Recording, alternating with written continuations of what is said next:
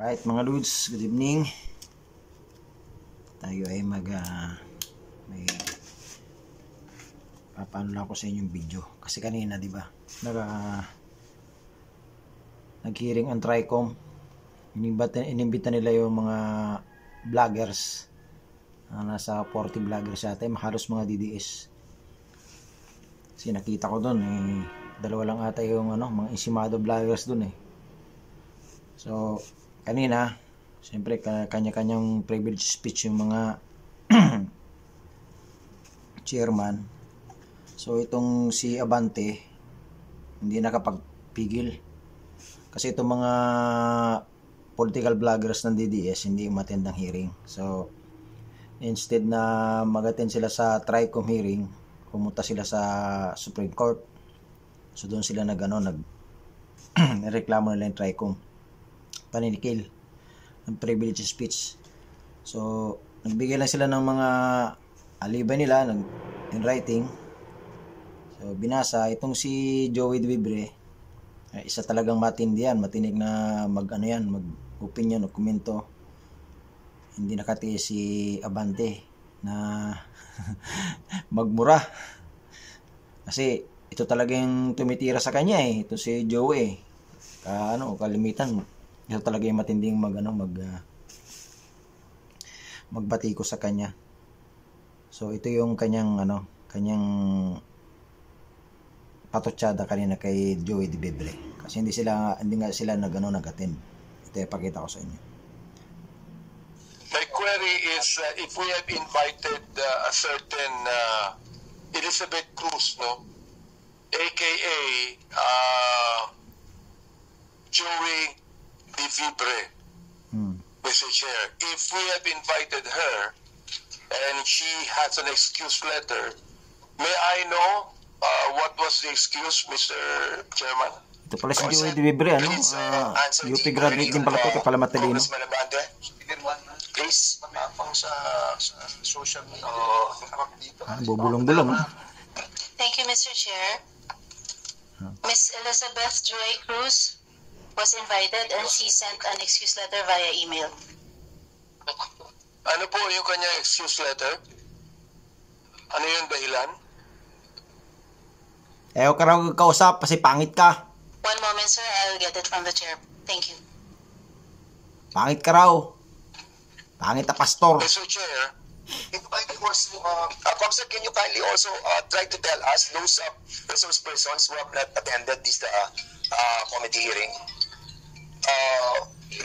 Yung may mga excuse letter, okay yun. But those who have not reply to our request to be present on today's hearing. Thank you, Mr. Chair. Particularly, first, Mr. Chair. Pasensya na mga lods, medyo madilim yung ating setup. Particularly, I am referring to... Interesado lang talaga ako dito sa mukong na to sapagkat matindi yung kanyang mga sinabi dito. Gusto ko talagang makita siya at makausap. Sapagkat dito minura niya ako. At sabi niya, panay kabobohan sa quad. Bobo ka naman talaga. Sayang kuryente sa'yo. Sayang naman talaga. Back you. Yeah. Back you. Hindi ko alam. He want fuck you. Congressman, tutuloy ko lang muna. Mr. Chairman, Congressman, don't be so personal. Let's be more... Wala na, personalan na talaga yan. Binapasa ko lang sige, go ahead. I'll give you pangalawa, November 13, 2024. Pangalay. Nagmura na naman siya. Hindi ko na babanggitin yung mura niya. Banggitin mo? Tinatanong kung anong legislation ginawa niyo in relation to this. BS. Ano ba yung BS? BS inquiry. Sasagot ka. Swelduhan ka ng taxpayers. Gago. November 3, Pugag ka naman talaga. 2024. Si Benny Abante at si Romel Marbil ay mga protektor ng iligal na droga. Dahil pilit nila pinalalabas na hindi ito ganoon kasama.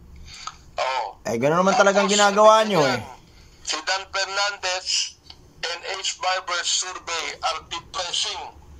Alam na nila na matatalo sila sa eleksyon. Talo naman talaga kayo. What is the hearing for? Smoke screen for the discount. Tinabi ko ito sapagkat hindi po itong mga akusasyon na ibinigay nitong gusto ko nila magmura eh. Hindi na ako bumura muna. Oo. Kailangan po, itong mga to, ang tatapang nila eh. Ang tatapang sa magmura. Matatapang talaga yan. Lalo sa mga kurap na katulad nyo. Kaharap dito, hindi makaharap dito. Oo. Eh, mga takot din pala yung mga yan eh. Ginagamit mo lang yung ano mo. On the process of admission. Tawag yan. We can tackle that on the Immunity mo. revelation. Pero kung sa labas ka, wala ka rin bubugad dyan sa mga yan. Excuse letter, nakalagay dito, after meaningful consultation with my lawyers, kumayag pa na abogado. Natural. I have decided to respectfully decline. Respectfully, minumura tayo, respectfully. Ganun talaga. Kamura-mura naman kayo eh. Hindi knowledge ang kailangan natin. The lawyer, this is like... Oo. Ask the lawyers kung libelous yung ginawa nyo o slander. Di kasuhan nyo. I would like to categorically state that I am neither paid by POGO operators. Hindi na pinag-uusapan natin yung mga sinabi niya. Tapos respectfully, Elizabeth Joey Cruz. Nakikinig po sa atin ngayon, nanonood ngayon. Hindi. Nandun nga sa Supreme Court eh. Hirap sa iyo, nagmumura ka. Nang dyan na wala kaming kalaban-laban. Murahin mo rin. Dito. Namo rin. Chairman. Namo rin. No, wait. Quiet, please observe, refrain from laughing or whatever expression. Natuwa rin siya sa ginawa nila eh. Mga gago talaga itong mga congressman na to. Of course, Pati ako nangangalay. with all due respect with the Congressman Abante, I feel your sentiment, I feel your sentiment, but we are in the process of finding out Pati cellphone ko, hindi nakikisama. Of the 10175. And I respect your freedom of expression. But what I'm trying to tell you is to refrain from the fire that you wanted to express, But for now, nandun pa lang po tayo sa administrative matter, and we wanted to finish that, and then we will be discussing, or we will be approving the ground rules. Wala pa po yung ground rules, and kaya nga po, kung sana yung kay Chairman Abante, papatak yan sa ground rules. Anyway, having said that, siguro we'll proceed to the next item. Mr. Chair, to approve. So that we can have an orderly hearing, we must first approve the ground rules. I believe that the COMSEC has already distributed copies of the ground rules to the members present. So therefore, Mr. Chair, I move to approve the ground rules. Yes, there's a motion to approve the ground rules. And I believe that the members of this committee have... Ganun sila magkagago. Ultimong yung mga rules nila, hindi nila alam. Pare-pareha sila. So, siyempre, nagmura siya. Natural. Alam nga namang si Joey De Vibre, ganun na lang. Ay, natural. Natanong siya sa, paglabas nila sa Supreme Court, nagkaroon sila ng press con. After ng press con, hinarang sila ng mga vloggers. Mga vloggers sa DDS. So, tinanong si Joey De Vibre. Meron siyang sagot. Kaya nandito yung rebat ni Joey De Vibre kay Abante sa pagmumura niya. So, hindi siya nagmura dito, pero sinabo niya si Abante rito. Pakinggan natin.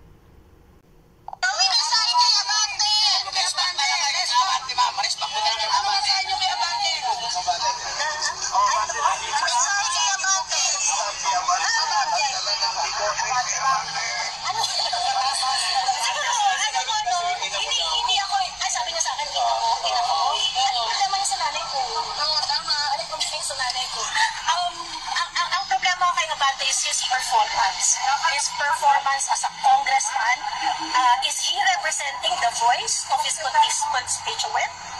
Yun ba yung pinaglalaban? We are watching Benny Abante. We've seen you perform sa Quadcom, sa Committee on Good Governance and Public Accountability. We know that you are doing this for certain purpose na definitely hindi kasama ang welfare ng mga constituents mo at ng mga Pilipino. So, di ba? Ano sabihin ko sa'yo?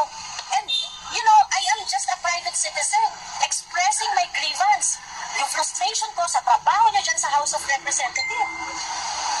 What do you want us to say? Bravo? I mean, that's ridiculous. I mean, you cannot take my rights. Yun lang yung meron tayo eh. Tayo mga content creator, tayo mga vloggers, yun lang yung meron tayo eh. Boses. And you want to intimidate us, you want to silence us. Why? Gawain ng abusadong tao yan. Gawain ng abusadong taong nasa kapangyarihan. You're not gonna be there forever, Benny Abante. And that is a one. So, yan. Sa totoo lang talaga, itong Quadcom, nung una yung Quadcom, di ba? Bago maging Tricom, magti 3 years na sila, wala sila nagawang mabuti sa mga nila, constituent nila. So, yun lang ginawa nila, mag-hearing, sirain ng mga Duterte. So, yun lang. Tuwakbo yung 3 taon sa kanila, wala sila nagawa. Tapos yan, malapit ng eleksyon, maingay ang mga vloggers, talagang sinusuwag sila, mapatahimik nila yung mga vloggers kasi umano sila bumababa sa mga survey itong mga miyembro ng Quadcom at saka itong Tricom itong Tricom at saka Quadcom sila rin yung mga mga congressman sila rin mga chairman, kaya gusto nilang patahimikan. Hindi naman pwedeng ganun, tatahimik lang yan. Matatalino yung mga yan matatapang, babae pa yan lalo yung mga lalaki, mga DDS vloggers. So yung mga insimada vloggers at saka yung mga kakampuit, dilawantain ng mga vloggers, hindi mga duwag to, matatalino lang yung mga yan, at yan ang hindi nyo kayang gawin. Okay, yun lang mga lods, tayo ay medyo madilim ang ating kapaligiran. Tayo muna ay hanap ng pagkabuhayan project. Maraming salamat, babus. Wala kayo sa buhay na pag-ibig.